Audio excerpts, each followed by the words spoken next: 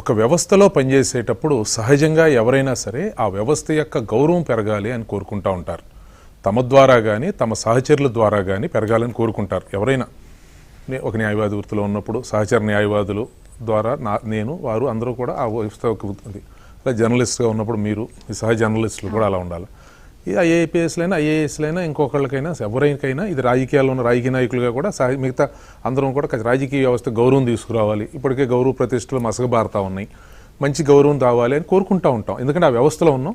ప్రశ్నిస్తూ ఉంటారు మీలాంటి వాళ్ళు, ఏంటంటే రాజకీయాలు దిగజారిపోతున్నాయి, రాజకీయ నాయకులు అందరూ మంచివాళ్ళు కాదు, చెడ్డవాళ్ళు, దొంగలు ఏదో మాట్లాడుతూ ఉంటే బాధేస్తూ ఉంటుంది ఆ వ్యవస్థలో ఉన్నవారిగా.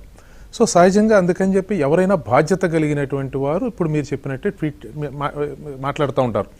బాధ్యత రాహిత్యంగా వ్యవహరించినా, చట్ట విరుద్ధంగా వ్యవహరించినా, ఎవరైతే వ్యక్తిగతమైనటువంటి ప్రయోజనాల కోసం పక్షపాత ధోరణితో ప్రవర్తించినా వారి మీద చర్యలు తీసుకుంటాన్ని ప్రతి ఒక్కళ్ళు హర్షిస్తారు బాధ్యత ఉన్నటువంటి వాళ్ళు. కాబట్టి అందుకని సహజంగా సమాజంలో 95% కంటే ఎక్కువ మంది, 96-97% మంది ఏ వ్యవస్థల్లో అయినా ప్రజలు కానీ అందరూ కూడా ఉన్నతమైన భావాలతో ఉన్నతమైన ఆదర్శాలతోనే ఉంటారు. కాబట్టి సమాజం మనగలుగుతూ ఉంది.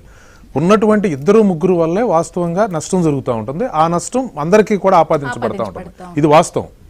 కాబట్టి ఆ ఉన్నటువంటి వాళ్ళు ఆ 2-3% వల్ల మిగతా వాళ్ళందరూ ఎందుకు మాట పడాలి అనేటువంటి ధోరణిలో కొంచెం స్పందించే వాళ్ళు కొంతమంది ఉంటారు. సరే మనసులో అనుకునే వాళ్ళు కొంతమంది ఉంటారు.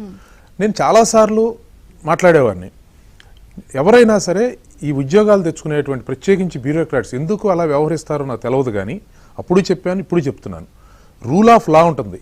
ఈ ప్రభుత్వం మీకు ఉద్యోగం ఇవ్వట్లా, మీరు కష్టపడి మీ తల్లి తండ్రి కష్టపడి చదివిస్తే మీరు కష్టపడి మీ తెలివితేటలతో చదువుకుని మంచి ఉద్యోగాన్ని సంపాదించుకోగలిగారు, సమాజంలో గౌరవమైన స్థానానికి రాగలిగారు.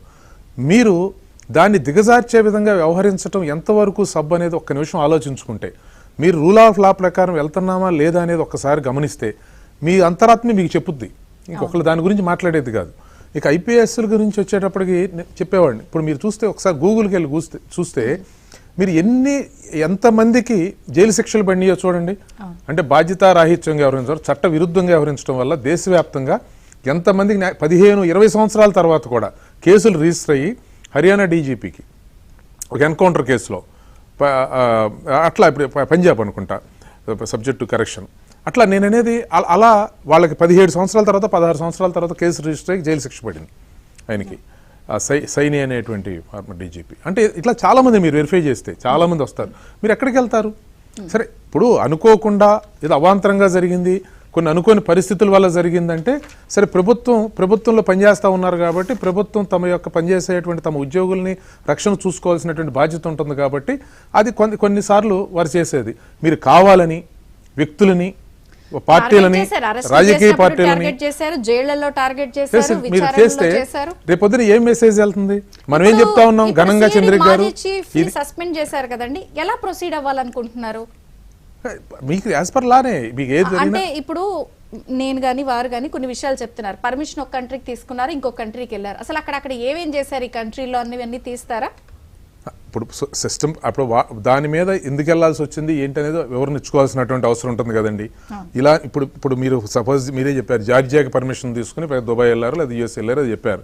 ఎందుకు వెళ్లాల్సి వచ్చింది? ఈ అనుమతి తీసుకుని ఇవన్నీ కూడా ఇప్పుడు రూల్ వైలేట్ చేస్తేనే కదా సస్పెండ్ చేసింది.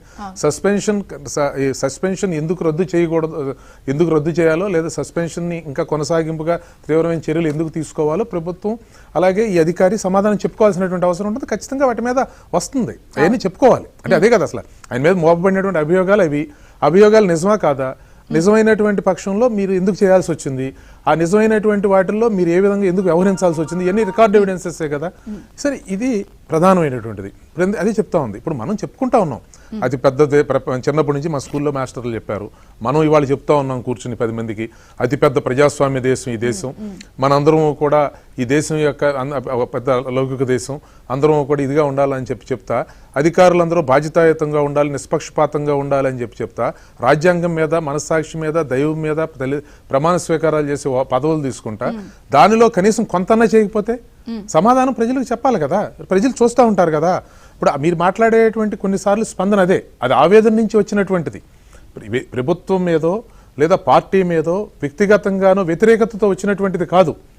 ఇప్పుడు సోషల్ మీడియాలో కానీ లేదా వ్యక్తిగతమైనటువంటి అభిప్రాయాలు వ్యక్తీకరించేటువంటి వారు కానీ అంటే ఇప్పుడు ఆంధ్రజ్యోతి సంస్థల ఎండి వేమూరు రాధాకృష్ణ గారు ఆయన కొత్త